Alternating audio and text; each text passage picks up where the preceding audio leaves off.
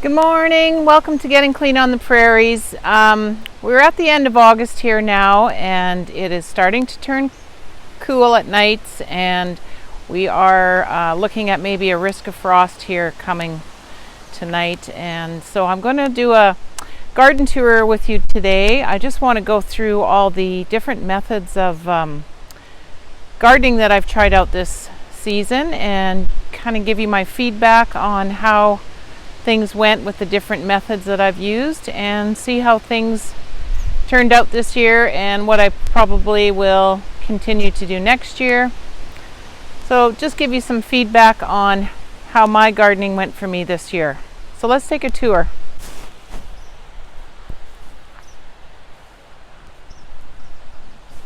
This is my lasagna garden bed that I did a video on in the spring. I just put it together this spring, and it's one of my favorite garden beds that I got going here. The reason I like it is the maintenance on it was pretty easy all summer. Whenever I cut grass, I just save the clippings and I use them as a mulch in the bed all summer. I was able to mow right along the edges of this garden bed. So my plans for this garden bed is to add some more perennials this fall. In 2018, I lost my mother to cancer, and she was a wonderful gardener who has a beautiful yard full of perennials that are still managing to survive on their own. So I really want to get some of those moved over here this fall. As you can see, I've just been mulching around the flowers with grass clippings and chopped up leaves. This fall I'll probably add another thick layer of leaves and grass and compost just to give it a good base for before the winter.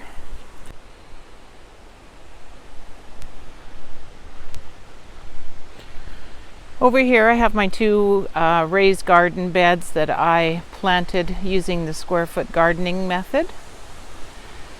I've been really happy with how these turned out as well. My tomatoes really thrived in this garden bed. I have quite a few that I should harvest today in case we get some frost, because I don't think I'm going to be able to cover them up.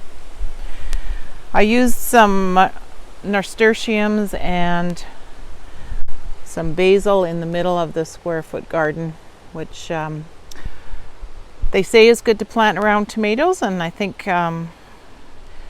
they were helpful. I didn't have any pests or any diseases or anything affecting my tomatoes, so I will probably use that method again next year.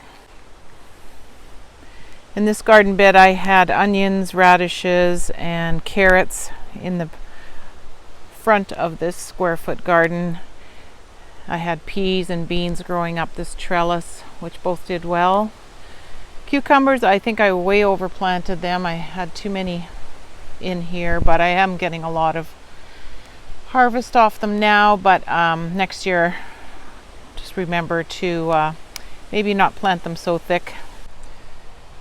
You may have seen the quick video I did where I tested out what I thought was a cucumber or a cucamelon cucumber that I've never grown before. This is a cucamelon plant here. It's very tiny, and the other day I discovered that I actually had a cucamelon. So this is actually what they look like. They're pretty tiny.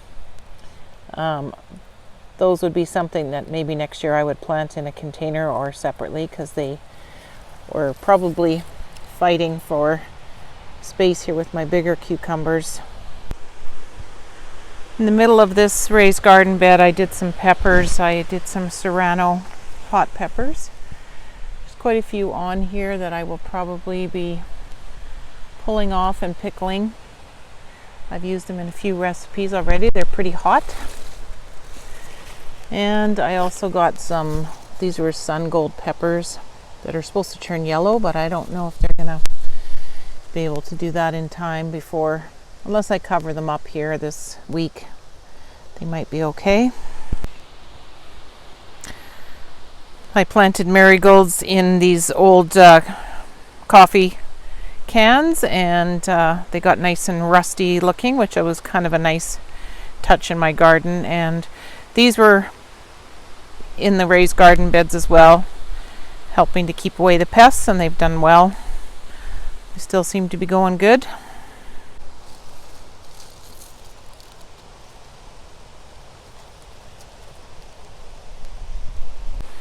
So another method I used here with this summer was container gardening, which I have done a few different videos on. These are what I call my redneck raised garden beds. We have an endless supply of these plastic mineral tubs that we use for our cattle, and they make a great raised garden bed. This was my lettuce garden here, which is all finished now, and I had really good luck with the lettuce this year. I had lots of great salads. As you can see, I got some tomatoes also going in these containers, my Romas, some more golden yellow pear, and here I have my beefsteak, which has got some huge tomatoes on it. I'm going to maybe pull these off today just in case they get hit by a frost tonight. So container gardening I will definitely do again. Like I say, I have an endless amount of these. They're not the nicest looking containers, but they work good. Some of them I have set up with the self-watering wicking system, and you just have to make sure you have holes in the bottom for drainage, and they work great. I also purchased some grow bags from Amazon to try them out as well. I have a cantaloupe coming here that I can probably keep protected easily. I can move it inside the shed and cover it up to see if this cantaloupe will make it to harvest. I also did the corn in containers, and I will be harvesting some of the corn today probably. We'll try some tonight. So that I think was a successful thing. I didn't know you could plant corn in containers, but it is working well here. Another method that I used here was using straw and planting my potatoes under straw. It's also known as a Ruth Stout method that you may see a lot of on YouTube videos, and I have made a couple videos about how I've done this. This whole area I have mulched with oat straw and pea straw starting last fall, and underneath I'm going to start adding some compost here and there, and probably just add another thick layer of straw for the winter. And I hope to expand my potato patch and maybe grow the corn directly into the ground next year. But I was really happy with this method. I don't do any rototilling or digging in my gardening method, so this is a method that I will definitely use again for my potatoes. Over here is where I did some more sheet mulching, which I haven't quite finished yet, but we had purchased some cherry trees, which I've planted into this ground, and as you can see, it's very grassy area that we started with. And in order to keep the weeds down, I've laid out cardboard and covered with pea straw, thick layer. And this has been here for probably a couple months now, and it's definitely keeping the grass from coming up around my cherries. So I'm hoping that these will thrive here and survive over the winter.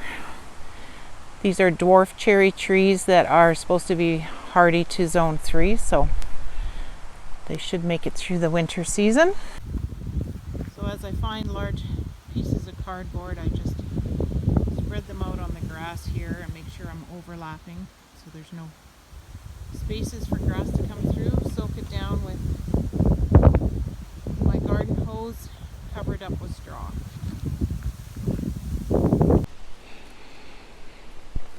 Sure, you've seen me rave about these a few times in different videos, but I really like these Sun Gold cherry tomatoes. I definitely will grow those next year. So I hope you enjoyed the tour of my garden today. If you have any questions or comments about the methods that I'm using here, please feel free to leave a comment below and I will be sure to get back to you. And if you haven't already subscribed, please hit the goat in the corner to subscribe and keep watching more videos like these. And we will be moving probably inside once the snow flies and be doing some indoor gardening videos and soap making and other natural body care products. So I hope that you would enjoy this video and that you will keep watching. Have a great day.